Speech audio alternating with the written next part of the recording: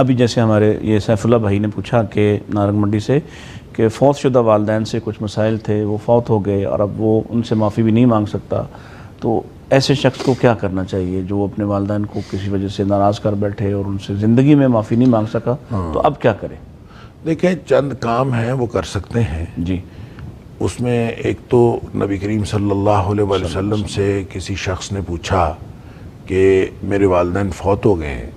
تو کیا میں اپنے فوت شدہ والد کے ساتھ بھی احسان کر سکتا ہوں؟ سبحان اللہ۔ یعنی قرآن نے تو کہا وَبِالْوَالِدَيْنِ احسانا، ٹھیک، تو کیا میں اپنے فوت شدہ والد کے ساتھ بھی احسان کر سکتا ہوں؟ بالکل تو صحیح۔ نبی اکرم صلی اللہ علیہ وآلہ وسلم نے اس کو چند باتیں بتائیں۔ آپ نے فرمایا سب سے پہلی بات تو یہ کہ اگر انہوں نے دنیا میں کوئی کمٹمنٹ کی تھی کسی کے ساتھ، اچھا بلکہ اس سے پہلے نبی پاک صلی اللہ علیہ وسلم نے دو قسم کی دعائیں فرمائیں۔ جی، ایک تو فرمایا ان کے لیے دعا کیا کرو، ٹھیک ہے، ٹھیک ہے۔ اب یہ دعا، اس میں یہ مطلقاً دعا فرمائی، ٹھیک، اس کے بعد دعائے مغفرت فرمائی کہ ان کے لیے مغفرت کی دعا کیا کرو۔ سبحان اللہ۔ یعنی اس کا مطلب یہ ہے کہ عمومی طور پر آدمی جیسے رب ارحمہما کما ربیانی صغیرا یہ دعا مانگتا رہے، اللہ ان کو درجات بلند کرے، اللہ یعنی جس بھی طرح کی دعا کرتا رہے، اور دوسرا خاص طور پر دعائے مغفرت کرے۔ تیسری بات آپ نے فرمایا کہ اگر انہوں نے کوئی کمٹمنٹ کی تھی دنیا میں تو وہ کمٹمنٹ پوری کرے، ٹھیک ہے، اگر کوئی اس نے کسی بھی طرح کا کوئی وعدہ کیا تھا کسی کے ساتھ تو اس کو پورا کرے، یہ بھی والدین کے ساتھ احسان ہوگا۔ ٹھیک ہے، دعا کرنا، دعائے مغفرت کرنا، کمٹمنٹ کوئی انہوں نے وعدہ کیا تھا وہ پورا کرنا، ٹھیک۔ اور اگلی بات آپ نے فرمایا کہ اگر جو والدین کے رشتہ دار ہیں ان کے ساتھ اچھا سلوک کرنا، تو والدین کے رشتہ داروں کے ساتھ اچھا سلوک کیا جائے گا تو یہ بھی ان کے ساتھ، یہ بھی والدین کے ساتھ احسان ہوگا۔ اور آخری بات آپ نے فرمائی کہ جو والدین کے دوست ہیں اللہ اکبر، ان کے ساتھ بھی اچھا سلوک کرنا، واہ، والدین کے دوستوں کے ساتھ بھی اچھا سلوک کرنا، یہ بھی والدین کے ساتھ احسان ہوگا۔ یہ تو نبی کریم صلی اللہ علیہ وسلم فرمائی ایک ہی حدیث میں بات، لیکن بعض دوسری حدیث میں صدقہ کا تذکرہ بھی آتا ہے کہ آپ ان کے لیے صدقہ کریں، صدقہ کرو، تو کوئی بھی صدقہ جاریہ کسی بھی طرح کا ہو سکتا ہے، آپ ان کے لیے کچھ بھی دیں گے تو انشاءاللہ ان کو اس کا فائدہ ہوگا، ان سے احسان ہوگا۔ کہ دیکھیں والدین کے ساتھ حسن سلوک کا ایک طریقہ یہ ہے کہ ان کے لیے صدقہ کیا جائے، جی، کہ آپ جتنا آپ کے پاس استطاعت ہے آپ ان کے لیے صدقہ کریں۔ کسی جگہ آپ قرآن مجید خرید کے مسجد میں رکھوا دیتے ہیں کہ لوگ پڑھیں گے تو میرے والد صاحب کو ثواب ہوگا،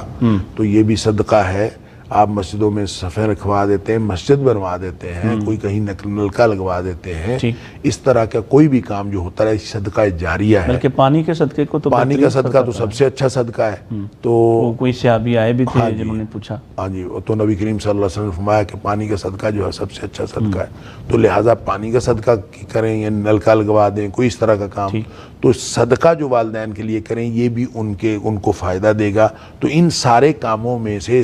کوئی کام بھی یا سارے کام کیے جائیں گے تو انشاءاللہ والدین کی طرف سے معافی مل جائے گی، اور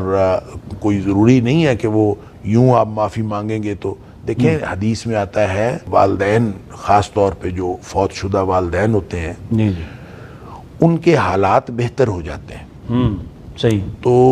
وہ اچانک جو ہے وہ حالات بہتر ہوتے ہیں تو وہ فرشتوں سے پوچھتے ہیں کہ میرے حالات بہتر کیوں ہیں۔ اگر وہ اچھے حالات میں ہیں، جنت وغیرہ میں ہیں انشاءاللہ،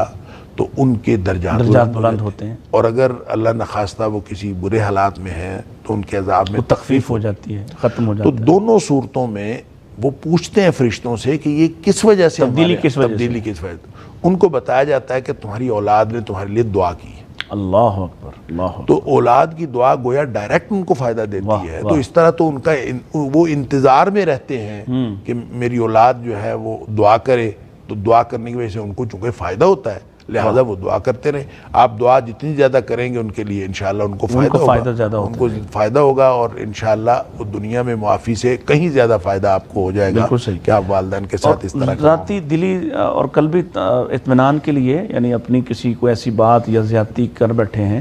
تو ان کے جانے کے بعد یہ سارے جو کام آپ نے بیان کیے، تو اس کے ساتھ ساتھ وہ اللہ سے معافی بھی مانگیں تاکہ ان کا دل مطمئن ہاں، اللہ سے معافی تو یقیناً یہ مانگ چکے ہوں گے اور مانگتے رہتے ہوں گے، تو اللہ سے معافی مانگ لیں اور اللہ تعالیٰ سے یہ بھی دعا کریں کہ یا اللہ جو ہمارے والدین کا دل دکھا تھا اس کو بھی تو ہی درست فرما دے، واہ واہ، اور میں نے اگر اپنے والد کا یا والدہ کا کوئی حق مارا تھا تو یا اللہ تو اپنی جناب سے اس کو پورا کر دے۔ واہ۔ تو یہ بھی ساتھ دعا کرتے رہیں اور پھر ان کے لیے دعا کرتے رہیں تو انشاءاللہ معاملات جو ہے بہتر ہو جائے۔ حدیث میں آتا ہے کہ وہ کسی شخص نے آواز سنی تھی بادلوں سے کہ کوئی آواز تھی اور وہ بادلوں کو کہہ رہی تھی کہ فلاں شخص کے کھیتوں کو جا کے پانی دو، فلاں شخص کے کھیتوں کو جا کے پانی دو۔ بڑا حیران ہوا کہ یہ کوئی آواز ہے اور بادلوں کو کہا جا رہا ہے کہ بادلوں تم جاؤ اور جا کے فلاں شخص کے کھیتوں کو پانی دو۔ تو وہ بادل جو ہیں ایک طرف کو چل پڑے، تو وہ جس نے آواز سنی تھی وہ بھی پیچھے پیچھے چل پڑا۔ تو بہرحال وہاں جا کے ایک شخص دیکھا اور اس سے جا کے نام پوچھا، تو وہ وہی نام تھا جس نام سے آواز دی جا رہی تھی کہ فلاں کے کھیتوں کو پانی دو۔ تو بہرحال اس نے اس سے پوچھا کہ کیا کرتے ہو تم کہ تمہارے لیے اور تمہارے کھیتوں کو پانی دینے کے لیے اللہ کی طرف سے بندوبست ہو رہا ہے، تو تم کیا کرتے ہو؟ تو اس نے یہ بتایا تھا کہ میں 3 حصے کرتا ہوں آمدنی کے، تو ایک حصہ جو ہے وہ اللہ کے راستے میں دے دیتا ہوں اور باقی جو 2 حصے بچتے ہیں اس میں سے ایک حصہ جو ہے وہ اسی پہ خرچ کرتا ہوں،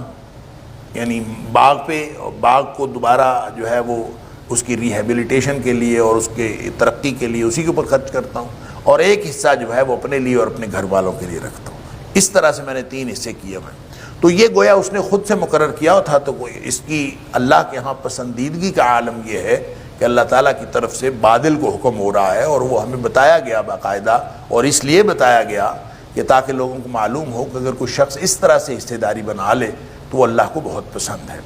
تو یہ بھی سمجھ آتی ہے کہ یعنی چونکہ مکی دور کی بات ہے، تو مکی دور میں سورہ انعام کے اندر مشرکین مکہ کے اندر بھی حصہ مقرر کرنے کا ایک رواج تھا، اور وہ اپنی کھیتیوں میں سے حصہ مقرر کرتے تھے، اور یعنی سورہ انعام میں ہم پڑھ آئے ہیں کہ وہ اپنے کھیتیوں میں سے مقرر کرتے تھے کہ یہ اللہ کا ہے اور یہ ہمارے معبودوں کا ہے، یعنی وہ اپنے جو اللہ کے شریک ٹھہرائے ہوئے تھے تو ان کا حصہ مقرر کرتے تھے، اور کچھ وہ اللہ کا حصہ مقرر کر دیتے تھے۔ تو اس کا مطلب یہ ہے کہ اس میں سے پھر وہ اسی طرح کے انہوں نے حصے مقرر کیے ہوئے ہوتے ہوں گے کہ جیسے کچھ انہوں نے اپنے باطل معبودوں کے لیے کیے ہوئے تھے، اور کچھ جو ہے وہ اللہ تعالیٰ کے لیے کیے ہوتے تھے، اور کچھ حصہ انہوں نے اپنے گھر والوں کے لیے یا اپنے لیے وہ نکالتے ہوں گے۔ تو بہرحال اس میں پھر اصل میں تو وہاں ذکر اس اعتبار سے ہے کہ مشرکین جو ہیں وہ تقسیم بھی بڑی باطل طریقے سے کرتے ہیں اور بری تقسیم کرتے ہیں، کہ جب کبھی کوئی معاملہ اس طرح سے ہوتا کہ مثلاً کھیت جو ہے وہ مقرر کیا ہوا ہے اللہ کے نام کا اور ایک مقرر کیا ہوا ہے باطل معبودوں کے نام کا، تو اگر پانی دیتے وقت اللہ کے حصے کا پانی جو ہے وہ اگر معبودوں کے حصے کو لگ جائے تو پھر تو وہ کہتے تھے کوئی بات نہیں، اللہ بے نیاز ہے، خیر۔ اور اگر معبودوں کے حصے کا کوئی پانی تھوڑا بہت بھی وہ اللہ کے حصے والی زمین کو لگ جاتا تو وہ کہتے کہ یہ چونکہ پانی ان کا تھا لہٰذا اب یہ ساری کی ساری کھیتی جو ہے یہ باطل معبودوں کے نام پر دے دی جائے گی، وہ سارا اس میں ڈال دیتے۔ اسی طرح بعض اوقات فصل تقسیم کرتے وقت بھی، یعنی وہ الگ ڈھیر پڑا ہے وہ الگ ڈھیر پڑا ہے تو اس میں سے تھوڑا سا ادھر چلا جاتا، یعنی اللہ کے حصے میں سے معبودوں کے حصے میں چلا جاتا جو ان کے باطل معبود تھے، تو پھر وہ کچھ نہیں کرتے، تو کہتے خیر ہے اللہ کی طرف سے ادھر آ گیا تو آنے دو، اور ادھر سے اگر تھوڑا سا بھی ادھر چلا جاتا تو وہ سارا ہی باطل معبودوں کو دے دیتے کہ ان کا حصہ اس میں شامل ہو گیا ہے، لہٰذا اس کو واپس نکالنے کی بجائے سارے کا سارا دے۔ تو اس طرح اللہ تعالیٰ فرماتا ہے کہ بہت برے ہیں جو فیصلے کرتے ہیں، وہ بہت برے ہیں۔ تو اس سے یہ پتہ چلتا ہے کہ مشرکین کے ہاں بھی قبل از اسلام بھی کچھ نہ کچھ ان کے ہاں حصہ مقرر کرنے کا رواج تھا، اور اسلام نے آ کے بھی یہ غریبوں کے لیے، مانگنے والوں کے لیے اور جو نہیں مانگتے ان کے لیے اسلام نے بھی حصہ مقرر کرنے کا حکم دیا، زکوٰۃ کے علاوہ اور عشر کے علاوہ۔ لہذا کوئی بھی جو کاروباری لوگ ہیں آج، خاص طور پر آج کے دور میں، وہ صرف زکوٰۃ پر اکتفا نہ کیا کریں، اور وہ اسی طرح جو بڑے بڑے ذمہ دار ہیں ان کو بھی چاہیے کہ وہ صرف عشر کے اوپر، ویسے تو لوگ عشر بھی نہیں دیتے، اللہ تعالیٰ معاف فرمائے، تو عشر بھی دینا چاہیے، اور عشر کے علاوہ صرف عشر کے اوپر جو ہے وہ